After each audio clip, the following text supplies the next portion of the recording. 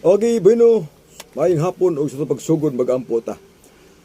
Minahal nga Dios kung ikaw sa mga langit ng takda Ginoo sa kapunon sa amo nga pagtuon, ikaw amhan na mong gihangyo sa paghatag ka na mong kaalam nga pinasahi nga amo kini nga masabtan o pasaylo kami sa among mga sala nga nahimo. Among gisalig pinaagi lamang sa imong bugtong anak nga among manluluwas. Amen.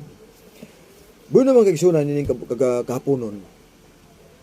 Atong isgutan kining gitawag nga pagkamatarong. Kaya nahibaw kita maigsuon nga ang kinabuhi sa pagkamatarong. Mao na siya ang gikinahanglan sa Ginoo. So, sumala pa sa Mateo 13:49 nga sa katapusan nga mga adlaw ang manulunda magalain gikan sa dautan ug matarong. 41:42 ang dautan itambog ngadto linong kalayo. Samtang ang matarong adto sa bakan sa amahan sa bersikulo 43. Nga sa ato pa, gikinahanglan ang pagkinabuhi sa pagkamatarong. Tungod kay ang langit, ang paatuon dito ang mga matarong ka. Unya ang dautan, adto sa impierno. Apa ni ay sulti ni Kristo nga atong tagaan o pagtagad karon. Mateo 5:20. O sa ingon ni Kristo, og sultian ko kamo, nga kung ang inyong pagkamatarong, dili man gani mulabaw. Sa eskriba ug mga Fariseo, dili gid kamo makasulod sa ginharian sa langit. Kana nga pagsulti mahigala, di na basta-basta. Sa ato pa di ay atong palabuan sila. Atong palabuan ang ilang pagkamatarong. Kaya kung dili ta makalabaw, matur pa ni Kristo, di kita makasulod sa langit. Teka, piteng kulbaan. So, ang pangutana, unsay buhato na to para makalabaw ta? Adunay pipila igsuon ka mga punto nga atong tagaan o pagtagad nga atong himuon karon para malabwa na to ang pagkamatarong sa mga Parisyo o sa mga eskriba. Apa sidi pa nato nasgutan, ato sang kuhaon ang background sa Parisyo. Ang Parisyo magkaigsuunan or eskriba og Parisyo. Dili sila malupigan sa pagbantay sa balaod, ilabi na ang pulo ka mga sugo. Istrikto sila sa pagbantay sa adlawng igpapahulay. Nasubraan pud kay istrikto. Og matod pa sa record sa Lucas nga ang Parisyo nagauli sa ikapulo sa tanan nilang pinangitaan. Og ngani matod pa ni Kristo nga kanang pagsultis Parisyo nga naguli kus ikapulo sa tanan nakong pinangitaan sa pagampo niya, gisuportaan ni Kristo magigsunan nga tinuod to. Ano man ingon si Kristo sa Mateo 23:23. Alaot kamong eskriba og Parisyo mga maot. Kaya naghatag kamog ikapulo sa baboy na anis og kumino. Sa ato pa, ato sang hiklim tong pulong alaot. Ato sang kuhaon ang sulti ni Kristo. Nga sa ato pa tinuod nga ang eskribag Parisyo matinumanon sa pag-uli sa ikapulo. Kay bisan pa mga utan panakot sa ilang palibot nga ilang utanon, presyuhan siya, kuhaan og ikapulo. Nakita igsoon, wala matay presyo. Natay kamunggay diya, sangki matagsangar diya. Natay galay diya, ngutlo diya, utan, wala na kwintahay. Pero ang eskribag Parisyo, grabe, istrikto gyud. Oh, kada utan diha, mga panakot, presyuhan, kuhaan og ikapulo. Apan matod pa ni Kristo, alaot gyapon sila. Hato pa, nay kulang. Unsa may kulang sa Parisyo? Wala ninyo buhata ang labi pa kahinungdanong butang sa kasuguan, ang hustisya, pagtuo, kaluoy o gugma. Grabe no. Nga kining tanan buhaton sa walay pagbiya sa uban. Asado pa, nini nga bersikulo, ang kulang sa eskribag parisyo, dili ang pag-uli sa ikapulo. Ang kulang nila, kay sila walay hustisya, walay kaluoy, walay gugma, o walay pagtuo. Moto'y kulang nila. Moto'y nakaalaot nila. Nga ang nakaalaot nila, dili ang pag-uli sa ikapulo. Ang nakaalaot nila, tungod kay sa ilang pagkamatinumanon, istrikto sa pag-ulis ikapulo, pero wala sila'y kinaiya nga maluluyon, wala sila'y kinaiya sa pagkamahigugmaon, wala sila'y pagtuo, o wala sila'y kaluoy. Mga kisunan. Na ang pangutana, unsay buhaton para makalabaw ta? Simple ra. Nga kung kita mag-ulis ikapulo, kinahanglan nga naatay kinaiya sa pagkamahigugmaon. Naatay kinaiya sa pagkamanuluyon. Naatay kinaiya sa gitawag nga hustisya. Wala tay tikasan, walay lupigan nato nga atong isig katao o naatay pagtuo sa Ginoo. Sa ato pa kung ato nang mahimo siya, nalabuan nato ang iskriba ug parisyo. Apan usahay subo lang pamalandungon mga kaigsuunan.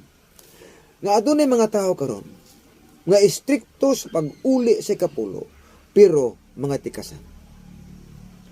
Istrikto sa pag-uli sa ikapulo pero mga limbungan. Istrikto sa pag-uli sa ikapulo pero dili maluluyon. Dili mahigugmaon. Ngano man kay bisan pag unsa kadaghan sa ilang abot, wala sila pakialam sa ilang mga silingan nawa na yung mga kaon. Kana, usa na.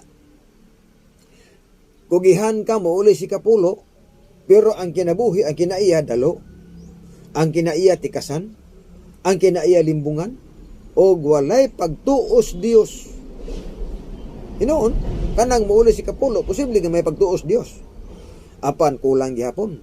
Ngano man, naaman ang pagkadalo, naaman ang pagkatikasan, naaman ang pagkalimbungan. So, ingon si Kristo, alaod gihapon mo kung kini inyong buhaton. So, unsay buhaton para malabuan sila? Niya, ulit lagi ikapulo, dayon, na atong batunan ang kinaiya sa pagkamaluluyon, atong batunan ang kinaiya sa pagkamaghatagon, pagkamahigugmaon, o mato pa diya, walay tikasan, walay yatakan na katungod sa atong isikataw.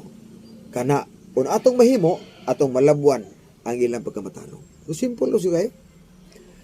Apan usahay lang, nga dili nato mahimo ang pagkamaghatagon, nga ang tao malimbong yun, manikas yun, tungod kay naa ang kinaiyas pagkadalo. Kung nibaw tayong suhon nga walay dalo, magkatudlangin. Ikaduhang punto nga itong bantayan. Ang iskribag parisyo nagtuo sila nga sa ilang pagbuhat o pagtuman o kasuguan, pagbantay nga istrikto sa bado o pag-istrikto sa pagtumas si kapulo, nagtuo na sila nga sila matarong na pinaagi silang binuhatan. O kay nagtuo sila nga sila matarong na, nigawas ang garbo. O sa paggawas sa garbo, ang tao nga ilang makita nga makasala, iduot nagtinuod. Imbis kay tabangan, iduot og tinuod. Niya, ang sigilanon? Sa Lucas 18, ang pag-ampo sa maniningil og buhis o sa parisyo, tindog ang parisyo, Ginoo, pasalamatan ko ikaw nga ako dili sama nining tawhana. Nining maniningil sa buhis, tikasan, mananapaw, ug hiwi, agrad. Ako naghatag ikapulo sa tanang pinanggitaan, nagpuasa kaduha sa simana. Sa ila gibaling pagbati nga sila matarong na. Ang nakita niyang tao nga makasala, kay lagi tax collector, limbungan magina. Pero gisulti na giniya, giduot na niya is katao. Pero ako igsuon kulang kong pagtuo nga ang parisyo dili tikasan. Kulang ko sa pagtuo nga ang parisyo dili limbungan. Ngano man, gisaway ni Kristo sa Mateo 23. Ningos Kristo, nag-uli mo ikapulo, pero wala mo ikaluoy. Wala mo justisya, walay pagtuog, walay gugma. O kana, maoy nakapaalaot ninyo. Sa ato pa, ikaduhang puntong malabuan sila. Dili ta magpakamatarong sa atong kaugalingon. Kinahanglan magpasakop ta sa pagkamatarong nga iyas Dios. Dili sa ato. Katong pagkamatarong nga gikas Ginoo. Dili pagkamatarong gikan nato. Kaya kung sa ato ng pagkamatarong, mugawas man ang garbo. Paggawas sa garbo, ato nang makita ang daghang sala sa mga tao o kana mo na hinungdan may gala nga ato na silang sawayon. Now, gisulti ni Apostol Pablo ang kinabuhi sa mga parisig eskriba. Niya, sa Roma 10, 2 ug 3, matod pa diri. Kay saksi ako nila nga sila adunay kasibot alang sa Dios, apan kini mo ay kasibot nga wala duyugi sa kahibalo. Ingos Pablo, nga adunay mga tao nga adunay kasibot sa pagpanghalagad sa Ginoo, apan kasibot nga wala duyugi sa kahibalo. 3, o kay wala man sila ibang kaagan may tungod sa pagkamatarong nga nagagikan sa Dios, ug naningkamot sa paghimo sa ilang kaugalingon nga pagkamatarong. Wala sila magpailalom sa pagkamatarong nga iya sa Dios. Unang kinabuhi sa mga parisyo. Wala sila magpailalom sa pagkamatarong nga gikan sa Dios. Ang ilang gusto lang nga paghubuhat nila, manghatag sila, magtumagsugo, mag-ikapulo sila, dayon magpuasa, nagtuon na sila, matarong na sila, o wala na silang magsalig sa pagkamatarong nga gikan sa Dios. Nganuman, kaya ang ilang gasiligan, ang ilang pagkamatarong nga gibase sa ilang mga binuhatan. Karon, unsay buhaton nga sa malabuan? Kinahanglan nga ang atong pagkamatarong gikan sa Dios. Kinahanglan magpasakop ta sa pagkamatarong nga gikan sa atong Dios.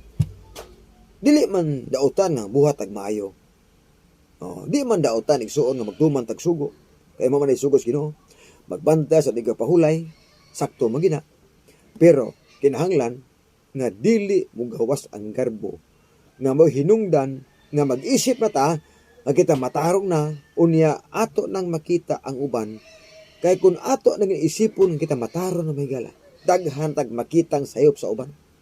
Pero kung magpasakop tas pagkamatarong ni Kristo, naa nato ang kinaiya. Naa nato ang kinaiya sa pagkamaluluyon. Kaya atong Ginoo maluluyon man. Naa nato ang kinaiya sa pagkamahigugmaon. Kaya ang Ginoo higugmaon man. O naa nato ang kinaiya nga adunay hustisya, walay tikasan ug walay limbungan nato nga atong silingan. Muna higala ang pagkamatarong nga iya ni Kristo. Iyas Dios. Lakton nga pagkasulti, magsaligta nga adunay Dios nga mokumplito sa pagkamatarong nato. Nganuman, kay ato pagkamatarong sama lamas trapo. Sa kung saon himog maayo, sa kung saog bantay balaod, pero ang atong pagkamatarong tama nas trapo. Hinoon trapo nga nilabhan. Naboy trapo nga laba-laba. So, trapo lang gihapon. Mauna, nga ingos Pablo, ang mga tao na ningkamot sa galingon sa pagkamatarong, sa ilang kagalingon nga pagkamatarong, o wala sila magpasakop sa pagkamatarong nga gikan sa Dios. So, ato lang silang malabuan kung ang atong pagkamatarong gikan sa atong Dios. Kung ang atong pagkamatarong naghulata nga adunay matarong nato. Roma 2 versikulo 13. Dili ang nagpatalinghog sa kasuguan may matarong atubangan sa Dios, kundili ang nagtuman sa kasuguan mao ang pagkamatarongon. Sa ato pa, ang pagtuman og sugo usa nga hinungdan, usa nga requirements nga kita matarongon sa Ginoo.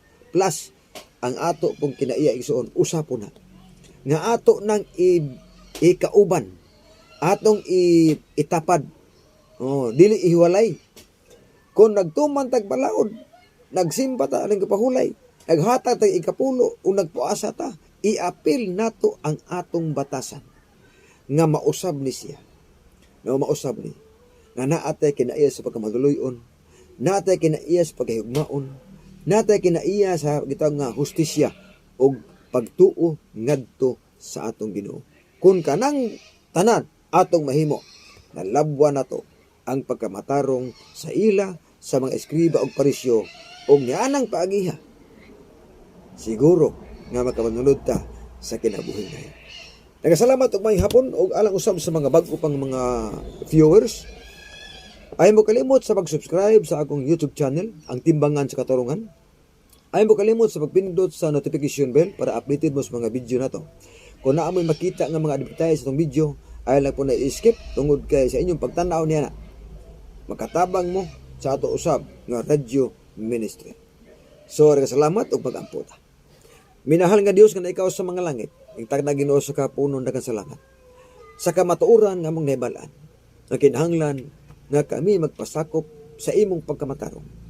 Aron kami hamad makalabaw sa mga eskriba o sa mga parisyo. Tuloy kami sa pagkinabuhi nga matarong, adunay kaluoy, o adunay gugma sa among isikataw. O tuloy kami sa pagkamatinumanon sa imong kaubuton. Amo kining gisalig pinaagi lamang sa imong bugtong anak nga among manluluwas. Amen.